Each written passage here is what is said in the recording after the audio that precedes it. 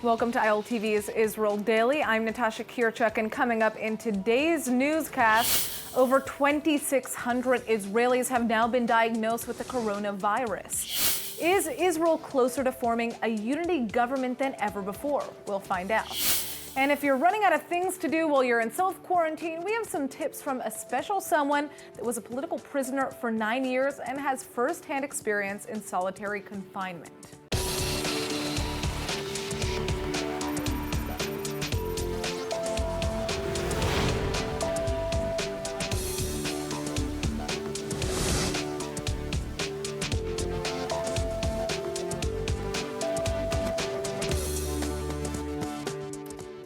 Another day, and the number of coronavirus cases in Israel has now risen to 2,666, with 171 new confirmed people infected overnight. 41 people are now in serious condition, another 86 are moderately ill, and the rest are exhibiting mild symptoms. The good news is that the health ministry says that 66 patients have now fully recovered from the virus. Tragically, though, another 2 people have sadly passed away in Israel, bringing the total amount of deaths in Israel up to 8. A 91-year-old woman has passed away from COVID-19 at the Wolfson Medical Center in Holon, followed by an 83-year-old man in a hospital in Bnei Barak. And there's also currently a 45-year-old man in critical condition in Jerusalem who wasn't suffering from any prior health conditions before contracting the coronavirus in the past 24 hours. Now, in the past day, over 5,200 tests have been conducted in the state of Israel, and almost 60,000 Israelis are currently under mandatory home quarantine over concerns that they may have been exposed to COVID-19. Now, as Israel struggles to make sure its healthcare facilities don't become overwhelmed, a new report from the Knesset's Research and Information Center says there are currently 2,173 ventilators in Israel. About 1,400 of them are not yet in use. Now, interestingly, the southern Israeli city of Eilat has now closed itself off from the rest of the country and is banning anyone from entering to slow down the spread of the disease. Now, as of 5 p.m. on Wednesday, Israel's strictest measures yet in the fight against the coronavirus were put into effect. But again, as Prime Minister Netanyahu puts it, the gist of it is this: you must stay home, stay alive. And if people don't take this warning seriously, Netanyahu says that a complete and total lockdown could be just days away. ILTV's Nittany Manson has more. הסכנה אורבת לכל אחד. היא לא מבדילה בין גלוי ראש לחובש כיפה או בין חובש כיפה לחובש כפייה. כולם חייבים לציית. אין הנחות. ונשמרתם מאוד לנפשותיכם. I'm here in Kikar Rabin, which is in the center of Tel Aviv, and as you can see, there's no one out. There are police officers driving around with messages from the Ministry of Health repeating over and over to stay in your homes. There are officers walking around urging people to return home. And other than the main directive, which is social isolation, these following rules have now been put in place.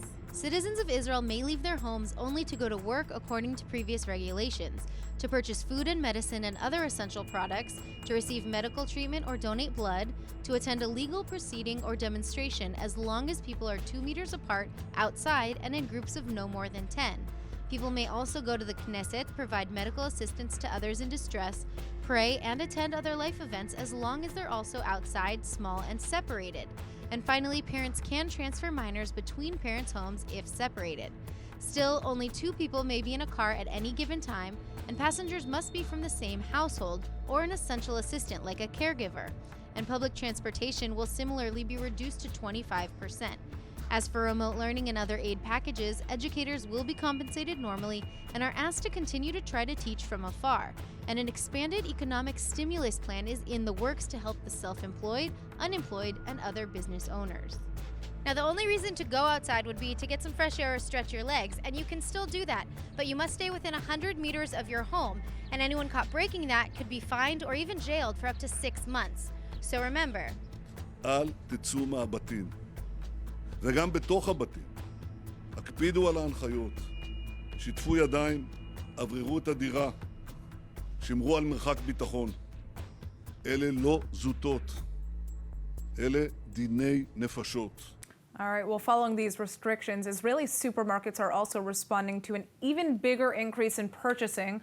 All grocery stores will not, or they're now going to begin to limit the amount of flour and sugar that Israelis can buy, since the public has been apparently wiping out the supply, and there are fears that people are hoarding the goods. Don't be one of them. Now, in a dramatic turn of events, it looks like blue and white leader Benny Gantz is now the new Speaker of the Knesset, and his blue and white party is breaking up, meaning a unity government with Israeli Prime Minister Netanyahu's Likud is on the way. ILTV's Aaron Porras has the scoop. The political world in Israel is upside down today. After 3 elections and months of public challenges, the blue and white party is now going up in smoke, and a unity government looks likely to arise from the ashes. According to reports, the Likud under Prime Minister Netanyahu and the Blue and White Party under rival Benny Gantz have been discussing an emergency unity in light of the coronavirus pandemic. And allegedly in efforts to buy time for unity negotiations, Knesset Speaker and Likud MK Yuli Edelstein has both defied high court rulings and resigned from his position. But as Blue and White's Meir Cohen from the party's Yesh Atid sub-faction was supposed to take Edelstein's place, Benny Gantz instead became the frontrunner. And Blue and White's number 2, Yair Lapid, along with several other members of the center-left bloc, have since blasted this decision.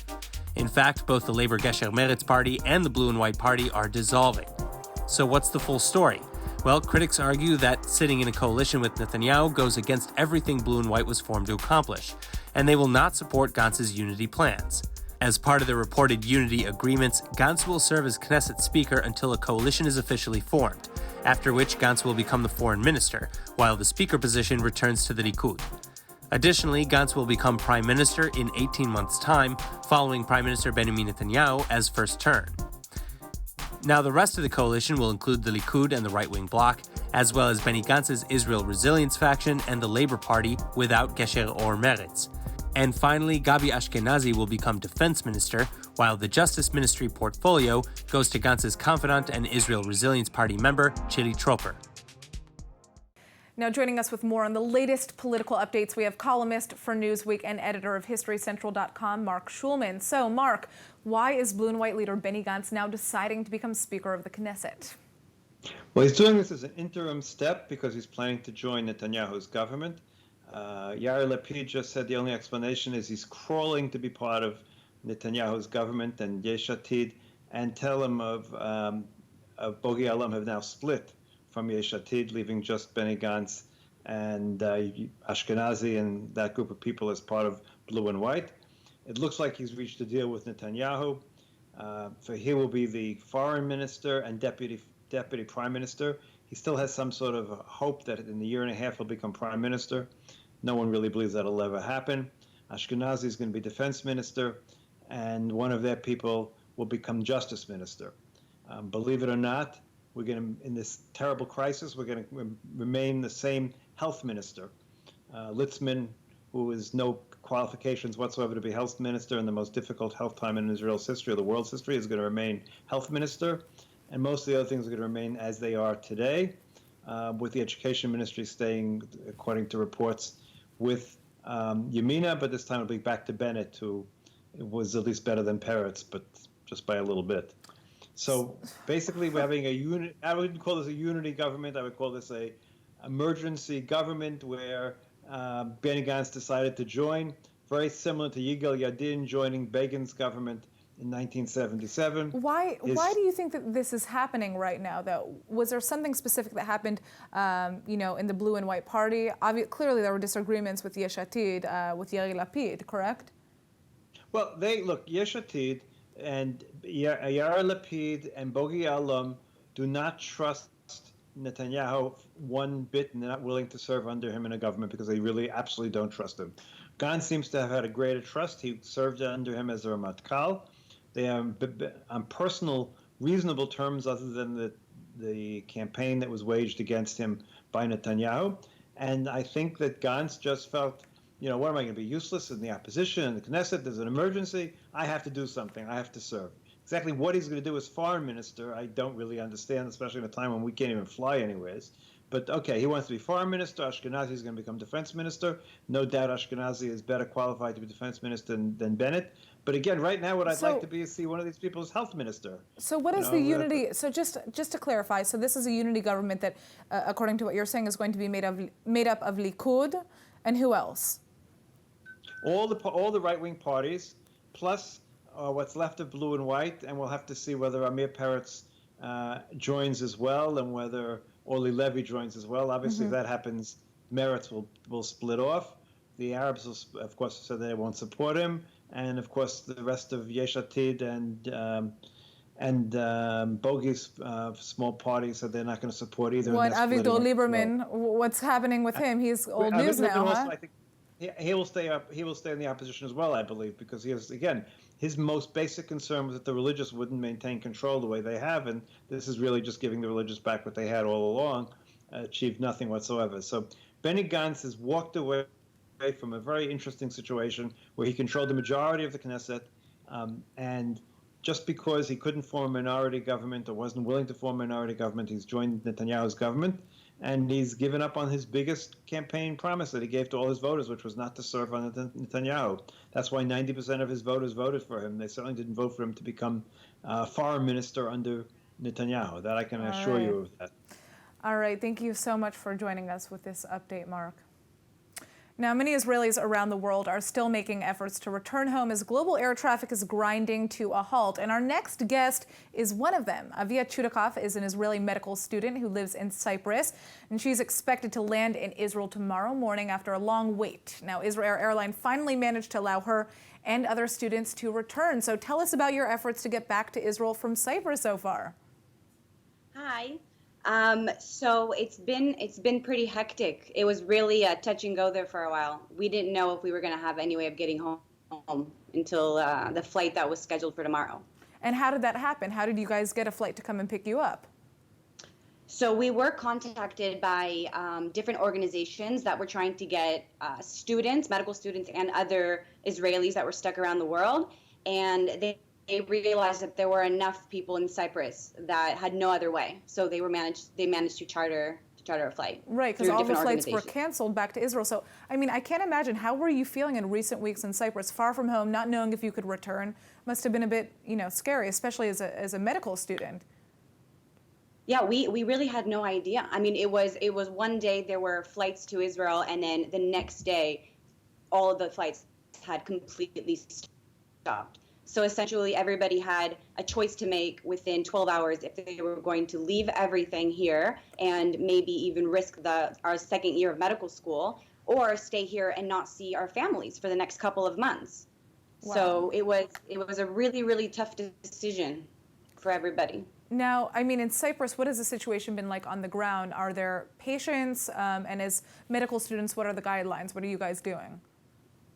So Cyprus was, I think, one of the last countries to really get hit, and we were lucky enough that we could see, Israel and Greece and Italy around us, and everything was stopped pretty early.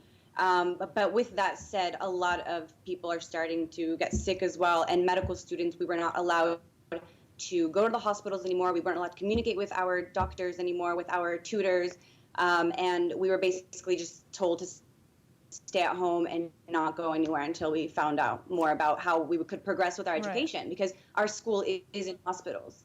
So what are you going to, what is going to happen? What do you expect when you return home? Do you have to go into quarantine? Are you going to be able to volunteer? I'm assuming they want your help. So firstly, we're going to have to go into quarantine, and then the minute that they let us know that we can go out and volunteer, we will do that. I've been told that they're starting to ask all the medical students in Israel, and slowly but surely, it's probably where it's going. Many medical students will be on the front lines. All right. Well, thank you so much for joining us, Avia, and safe travels home. We are waiting for you to come back. All right. Bye-bye. See you. All right, on to a lighter topic here. Living life in self-quarantine doesn't exactly make it easy if you're single and you're trying to mingle. So how can you maintain an active love life or even find your soulmate when you're stuck in your house? Joining us on Skype is Matchmaker Jade Shapiro, and she's got a tip or two on how to arrange a successful date from your couch. So, from what I understand, you actually managed to set up a speed dating event online this week, right? How did you make that happen? And are people actually willing to date online in that type of way? Hi, yeah, we had a first Zoom date, speed date on Tuesday, a first ever. How does that work? I can't even imagine. Okay, first of all, we had to understand that people are in need of this in these times. Normally, we encourage our members to go out and meet and not stay online, but these are different times. And so we said, you know, we in Chiburim, we know how to get people together. We've done singles events throughout the past 3 years. And we said, okay, we'll take technology and put it in use for us. Mm-hmm. So we are definitely encouraging our singles to video date. I would say, though, I do have a few tips for them. Yeah. We're all on Zoom, but it's good for conference calls and for groups. But when you're going on a date, a video date, WhatsApp video is quite enough. It's less formal. You can move around the house with it. You can control the length of it, and etc. That's tip number one. Use WhatsApp video. Tip number two, when you're on a video date, treat it as a real date. Shower before, dress up nicely. If you're a woman, put on makeup. If you're a guy, yes, put on cologne. I've had guys asking me that. I want you to go into really the atmosphere of a date so that we're not missing out that much. Arrange the date for a time of day that you would normally go on a date. Right. Even if you're out of work and you're bored during the day, but you're normally better on dates and evening, arrange the time to date on evening, dim the lights a little bit, and add a lot of humor to these meetings. Thank you so much for joining us, Yael, with these updates. And again, it's good because now, you know, have some hope, my friends. If you really do want to continue dating, it is clearly possible. All right. Now, if you're looking for some tips on how to get through being stuck at home without just dating online, we have just the right person for you. Natan Sharansky served as a former deputy prime minister and the head of the Jewish agency in Israel. But before his lengthy political career, he actually spent 9 years in a Soviet gulag because of his Zionist activity. A lot of that time in prison was actually spent in solitary confinement. So you're probably going to want to take his advice to heart. Take a look. Tip number 1. In prison, I always had to remind myself I am part of the huge global battle. You also should remind yourself that we are at the war with a very dangerous, though invisible enemy. And whether we will succeed in the battle depends also on your behavior. Tip number 2. In prison, I didn't know when I'll be released. I didn't know, in fact, if I'll be released at all. Don't build your future plans based on the hope that in the next few days or in the next few weeks, it all will be finished. It does not depend on you. So try to build plans which fully depend on you. You can decide that finally in the next 3 days, you can read the book that you wanted to read. Or in the next month, you can learn the language which you wanted always to speak. And then it depends only on you whether you will succeed in your plans or not. Tip number 3, never give up on your sense of humor. I remember how in prison I enjoyed telling anti-Soviet jokes to my prison guards. And thanks God, there are so many jokes on the internet. For example, just now got a new joke on the internet. The Ministry of Health informs that all the weddings are cancelled, but those couples which are married continue their life as usual in the meantime. Tip number 4, don't give up on your hobbies. I had a great hobby, playing chess. I knew how to play chess without the board. And here in the punishing cell, I could play thousands and thousands of games in my head with myself. You can enjoy singing, playing music, drawing. Tip number 5. It's also number 1, 2, 3, 1,000. Feel your connection. Remember that you are not alone. We Jews, for 1,000 years, all over the world, were scattered. But we always had this feeling that we are part of big people, great people, with our mutual past, with our mutual future, and with our mutual mission. Think about it. Feel your connection. רפואה שלמה to all our ill, together we will succeed. Am Israel Chai. What an incredible human being. Now, this video was actually made by the Jewish Agency, and we have a fun fact for you.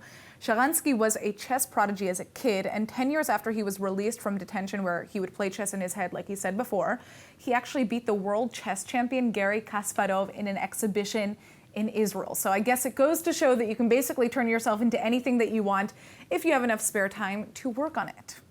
Now, authorities have been telling us for weeks, stop hoarding face masks and other supplies like that. But our next guest has some masks that are an exception to the rule. Joining us with some quarantine beauty tips is Inbal Buskila from Jade Cosmetics. So now that most of us are in quarantine most of the day, we finally have time to nurture our skin. What daily routine do you recommend?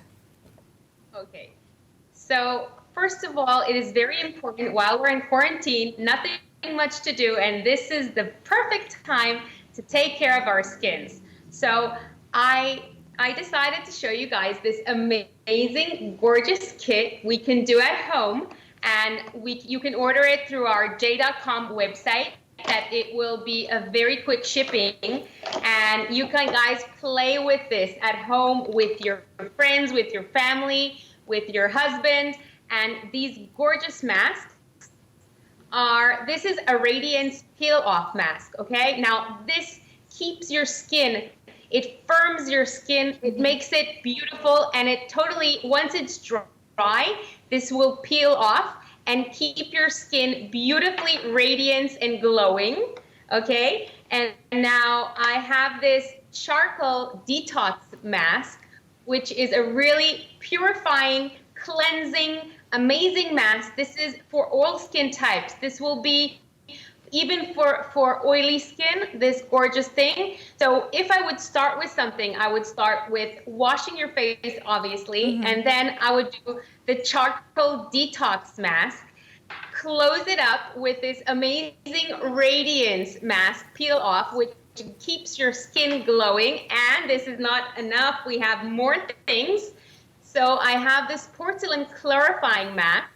This porcelain mask will brighten your skin, make it glow, make it beautiful, and it has little pebbles inside that once you start using it, you can even peel it off, and it's like kind of a brightening and peeling at the same time.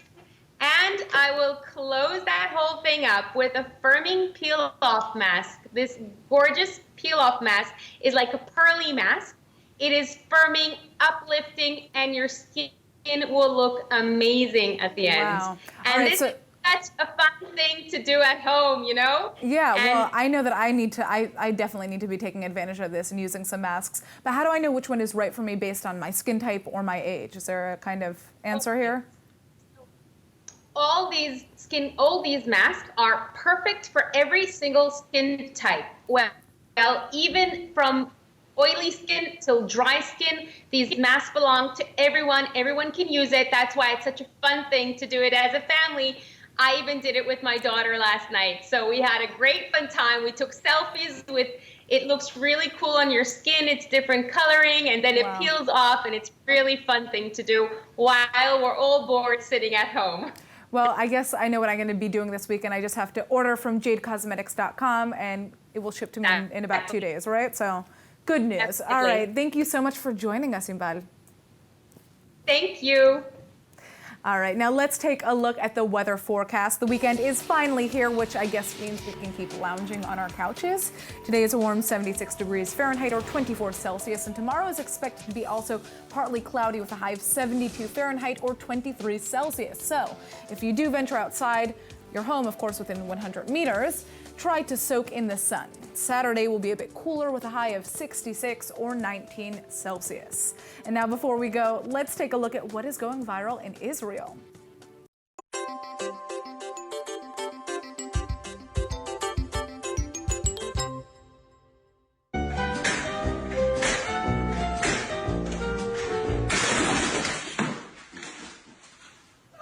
All right, so this guy's clearly trying to reenact the intro to all Pixar movies, and that failed for him. I guess people are very, very bored at home right now. Take Nathan Sharansky's advice and do something like learn a language. I don't know what that was. All right, that is it for today's news. Today's exchange rate is 3.61 shekels to the American dollar. And for more news from ILTV, please like ILTV on Facebook, follow us on Instagram, and of course, subscribe to our YouTube and Roku TV pages. I'm Natasha Kirchak, and thanks for watching.